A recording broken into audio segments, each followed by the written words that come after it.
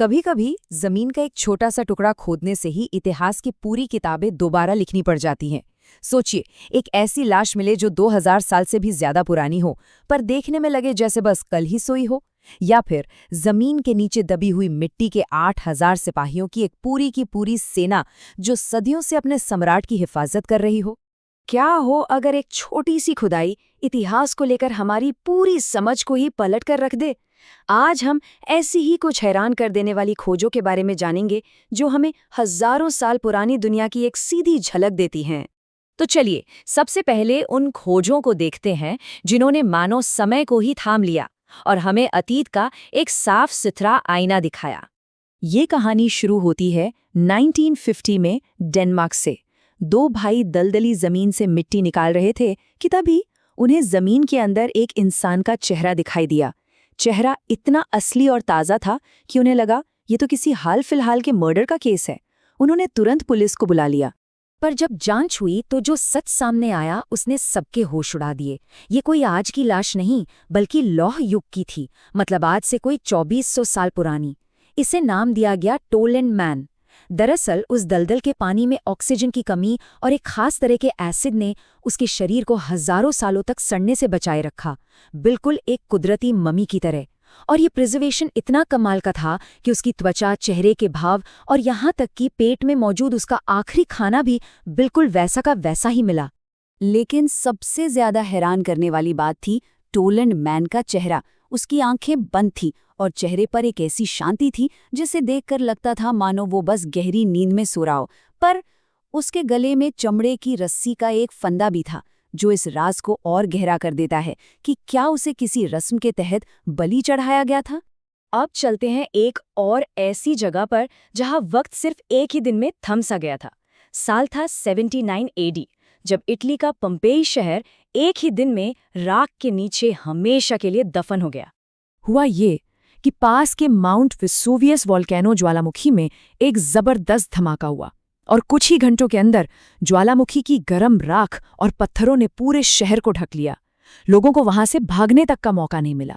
फिर जब 18वीं सदी में इस शहर को दोबारा खोजा गया तो ये एक परफेक्ट टाइम कैप्सूल की तरह मिला, जिसने रोमन जिंदगी को उसके आखिरी पलों में हमेशा के लिए कैद कर लिया था।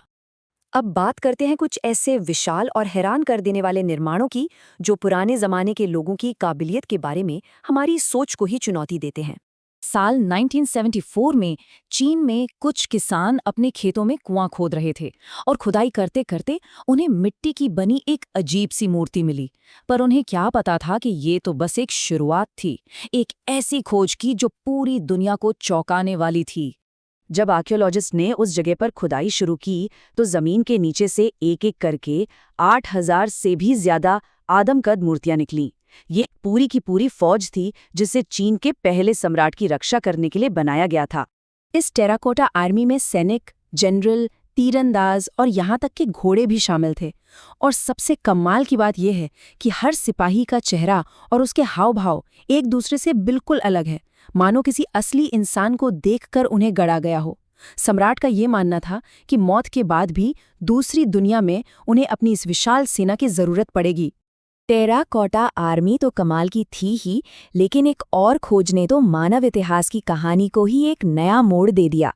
देखिए, इस खोज से पहले हम यही मानते थे कि शुरुआती इंसान सिर्फ साधारण शिकारी हुआ करते थे जो खाने की तलाश में एक जगह से दूसरी जगह भटकते रहते थे। लेकिन फिर तुर्की में गोबेकली टेपे की खोज ने इस पूरी थ्योरी पर एक बड़ा सवालिया निशान लगा दिया। ये 11,000 साल पुराना दुनिया का सबसे पहला ज्ञात मंदिर है जिसे उन्हीं शिकारी संग्राहकों ने बनाया था। ये खोज इस विचार को चुनौती देती है कि पहले इंसानों ने खेती सीखी और फिर धर्म का विकास हुआ। इसने एक नई संभावना को जन्म दिया। क्या ऐसा हो सकता है कि लोग धार्मिक कामों के लिए इन मंदिरों में इकट्ठा हुए और फिर इतनी बड़ी भीड़ का पेट भरने के लिए उन्हें एक स्थायी भोजन स्रोत की जरूरत पड़ी और इसी जरूरत से खेती का आविष्कार हुआ? मतलब धर्म ने सभ्यता को जन्म दिया, न कि सभ्यता ने धर्म को। और इस जगह की सबसे रहस्यमयी बात जानते हैं क्या है? इसे बनाने वाले लोगों ने ही न जाने क्यों बाद में इस पूरी की पूरी साइट को मिट्टी से जानबूझकर दफना दिया। और शायद इसी वजह से यह हजारों साल तक दुनिया की नजरों से छिपा रहा और बिल्कुल महफूज भी रहा।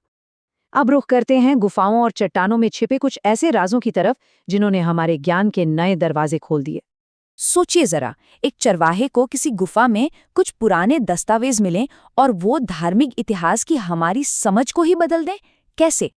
1947 में एक नौजवान चरवाहा अपनी खोई हुई भेड़ को ढूंढ रहा था जब उसने गुफा के अंदर एक पत्थर फेंका। अंदर से मिट्टी का कोई बर्तन टूटने की आवाज आई। जब वो अंदर गया तो उसे चमड़े पर लिखे कुछ पुराने दस्तावेज मिले। ये थे डेड सी स्क्रोल्स।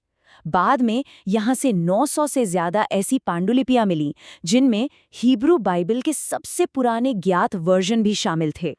और अब आखिर में चलिए इतिहास की एक ऐसी अनसुलझी पहेली की ओर बढ़ते हैं जो आज भी एक बड़ी बहस का मुद्दा बनी हुई है। मिस्र के डेंडेरा मंदिर में दीवारों पर एक बहुत ही अजीब नक्काशी मिली है। इसे देखने पर ऐसा लगता है जैसे ये कोई आज के जमाने की चीज हो, खास तौर पर एक बहुत बड़ा बिजली का बल्ब। इस नक्काशी ने एक जबरदस्त बहस छेड़ दी है। एंशिएंट टेक थ्योरी को मानने वाले कहते हैं कि ये पुराने जमाने के बिजली के बल्ब का सबूत है, लेकिन ज्यादातर इजिप्टोलॉजिस्ट इसे एक धार्मिक प्रतीक मानते हैं। उनके मुताबिक ये कमल के फूल से निकलते हुए एक सांप को दिखाता है। देखिए, प्राचीन मिस्र की कहानियों में कमल का फूल जीवन के शुरुआत का प्रतीक था और सांप दैवीय ऊर्जा का। तो हो सकता है कि ये नक्काशी दुनिया की रचना या किसी देवता के जन्म को दर्शा रही हो, न कि किसी टेक्नोलॉजी को। ये बहस आज भी जारी है और ये हमें सोचने पर मजबूर करती है कि प्राचीन सभ्यताओं के पास आखिर और कौन-कौन से राज थे। इतिहास की न जाने और कितनी कहानियां अभी भी हमारे पैरों के नीचे जमीन में दफन हैं, जो बस खोजे जाने का इंतजार कर रही हैं।